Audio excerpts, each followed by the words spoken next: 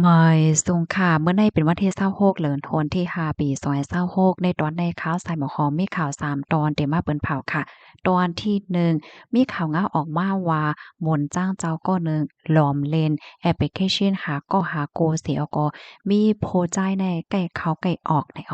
ข่าวง้าวเที่ยงโหนึงค่ะในก็เป็นดีเมืองไทยค่ะนะก้นแห่งการกินเหล้าเมาเหี่ยวก็เฮ็ดดีกันขึ้นมีก้นรูดเสียงยก็ก้นเจี๊ยบค่ะ ข่าวเงาเทียงโหนึงอันในก็เปิ้นตีก่อสร้างเฮิรนตึกหลงตั้งสงหาจันทน์มีรองกวนปังค่ะก้นเหตุการณ์นั้นมีรองดูเสียงยอก็เจี๊ยบเฮ็ดให้อ่อนตั้งเปิ้นได้ก็เข้ามาถ่อมด้วยข่าวโหในค่ะข่าวเงาเกี่ยวกับไปร้องในก็อยู่ๆก็ใกล้ๆออกมาค่ะเนาะเป็นข่าวเงาที่อันมาแฮงแทงยาวในข่าวฮอบทบหันหมนตั้งเจ้าป้าหนึ่งแลนแอปพลิเคชันหาก็หากูปยอก็มีหลวงโจ้โพสต์จ่ายในเข้าๆออกๆเฮ็ดจังไหนนะ เมื่อวันที่25เดือนธันวาคมที่5ปี2026ในมีผู้ใหญ่ก้นลงหลายปานหลายฝ่ายโฮมกันเสียวก็ลงปื้นตีกว่าตองกว่าถามลองตั้งหลายโหย่อยแย่มมันไหว้หลังเสไลหาบตึงหลาดว่ามีหมุนจ้างเจ้าป้าหนึ่งมีลองเฮ็ดตั้งสร้างอันอำกึ่งงามค่ะมีลวงลักหลวมเ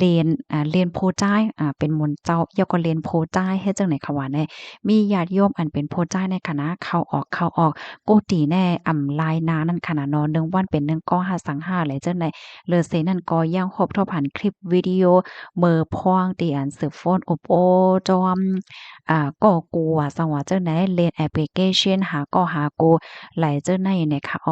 คลิปวิดีโออันนั้นก็ไล่เปิ้นแผ่ค่ะนะผังหังหน้าตาก็เป็นมนต์จั้งเจ้าที่ในวัดก้องนั้นแต่จังไหนก้อยก็ว่าเป็นจังหือแท้ๆในนั้นแต่เปิ้นได้ต้องถามด้วยเถียงกำหนึ่งมนต์จ้างเจ้าป้านได้แต่ก็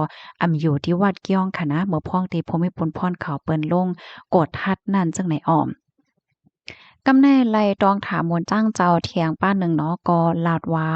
ไหว้หลังเสมนต์จ้างเจ้าป้าในเนี่ยก็ติเลยว่านุงผาเหลิงสางก้านต่างตีต่างเกี้ยงเหี่ยวก็ค่ายมาอยู่ที่วัดเกี้ยงในไลหมวก2 ปีปลายเจ้าเนี่ยว่ามันเจ้านั้นมีฝางหางแปลกๆเปิงๆค่ะเนาะใกล้มีโพจ้ายแปลกหน้าแปลกตาเนี่ยเป็นปลายแหลกลายก้นเหี่ยวก็เข้ามาตีกุฏิในอยู่คือย้ายเฮ็ดจังได๋คะนะใจก่อเก่าก่อเหลียวนะ บางปอกก็เป็นก้องบางปอกก็เป็นก้อหนึ่งเฮ็ดจังเนี้ยค่ะกูก็มังจื้อเนี่ยก็มานอนค้างคืนตีในกุฏินั่นเฮ็ดไหนเลอเซนนั่นไหนก็ยังคบทบหันป้าแคบหางค่ะเมื่อพ่วงตีบ้านเจ้าออกเข้าตั้งกว่าต่างตีต่างใจตัวไหนก็มีโพจ่ายแน่กว่าจอมอยู่ตาสีเฮ็ดจังเนี้ยนะเมื่อกากวนป้นมาก็ยามตึงลาตีผู้ใหญ่ก้นหลวงเขามายาวขาวก้อยกะว่ามันมีสักเสหลักฐานมันแหน่แตกๆแรงๆแล มันก็เย้นสีลงไว้เฮ็ดจังเนี้ยค่ะข้าวยามสืบมาเนี่ยเจอเขาในกอจังไรอ่อนกันหาซากเสียหลักฐานข้อมูลมันขนอดถึงที่ป้นเลยฮบทบหันว่ามนต์จ้างเจ้าป้าอันถุงยากเก่าเน่ในมีลวงเลนมีลวงเขาอยู่ในจุ้มแอปพลิเคชันหาก่อหาโกจังเนี้ยกับในเปิ้นก็ฮบทบหันคลิปวิดีโอเมื่อพ้องตีมันเจ้าในหนงสือหนงโคว่าย่อก็ลาดความฮักความแป้งต่อโจ้เปิ้นว่าซังว่า เจ้าเนี่ยค่ะกำในเขาก็เก็บเป็นสักสิหลักฐานมันเหี่ยวก็ตึงลาติโพใหญ่ก้นลงเขาเทียงกำหนึ่งก็เปอหันถึงว่าลองเฮ็ดตั้งสร้างอันในมันติตึกเคิกต่อหน้าตาศาสนาในออกกำนันและแค่ก้นลงเขากดทัดพวงคาจังในนั้นน่ะ เพราะว่าอำกฎท่าเทปล่อยกว่าจังได๋เนี่ยก็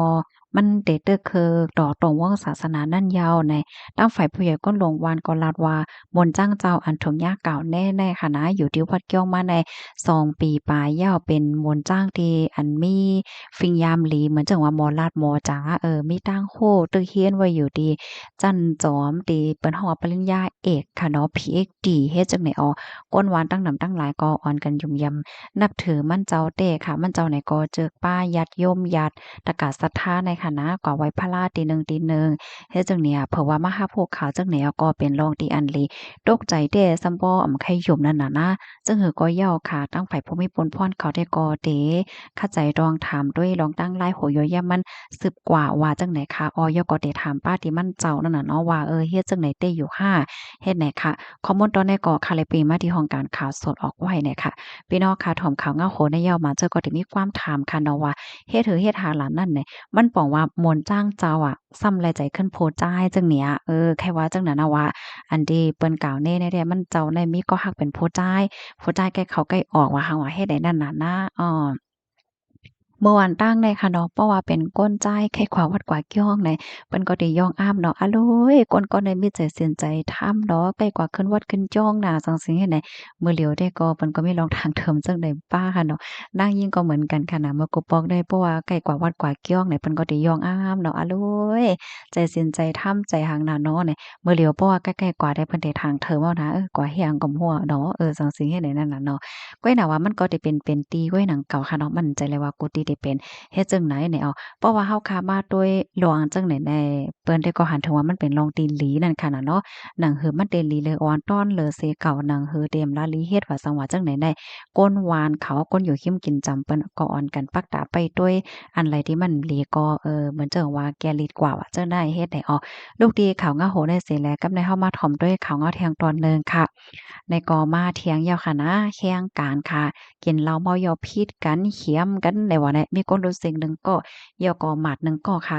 มื้อในกำเหลียวค่ะนะมื้อวันที่26เดือนธันที่5ปี2526ข้าวยามกลางในเจ้าเนี่ยตามฝ่ายภูมิพลพรคงเปลกพระนครศรีอยุธยาและรับตึงลาดว่ามีคนเมืองคมตุ่มคาถุงหญ้าอ้อยก่อเฮ็ดดีรู้สึกสะใจกว่า1ก่อเจ็บ1ก่อตีแคมป์ก้นเหตุการณ์ก่อสร้างตี1หมู่ที่8บ้านใหม่เจเว้งพระนครศรีอยุธยาเจดอนพระนครศรีอยุธยาไหว้หลังสีและหับตึงลาดเหย้าในไล่ลงปืนตีเสียวกกดทัดด้วยโคบทบหัน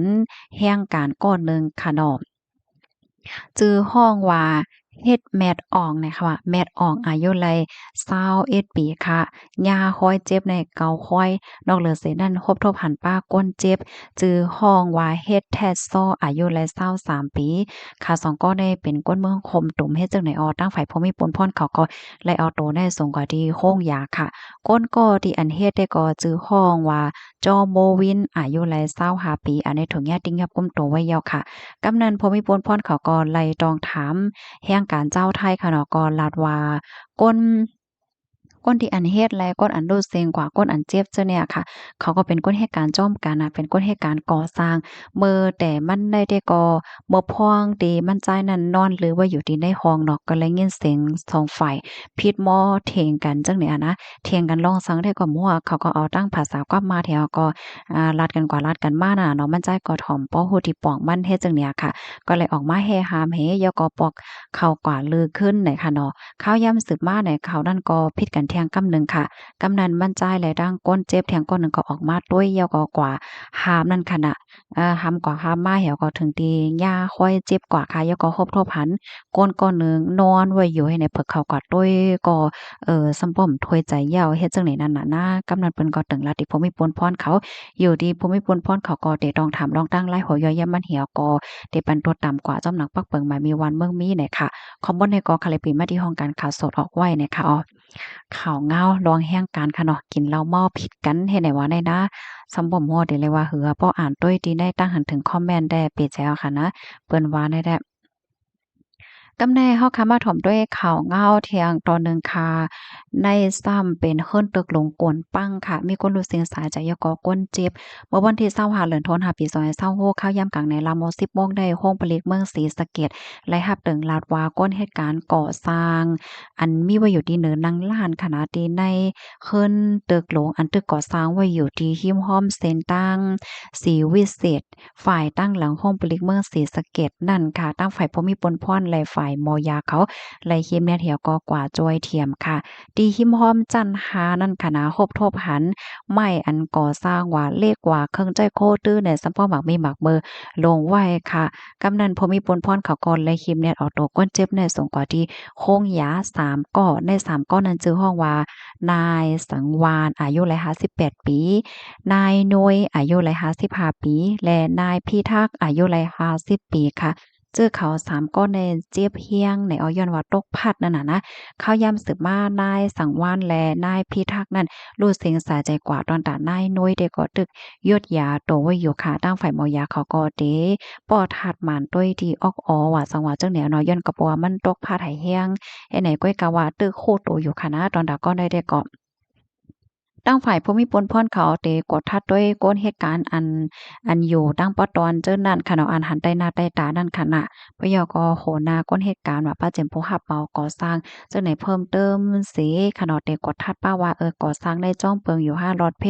อยู่5สัง5แหละจังไหนค่ะเอาปยก็เตสังคมทบหันว่ามันมีลองตั้งเฮ็ดผิดไหนก็เตเอาตั้งผิดกว่าว่าไหนค่ะข้อมูลตอนในค่ะเลยปิมาที่ห้องการข่าวสดออกไว้ไหนค่ะ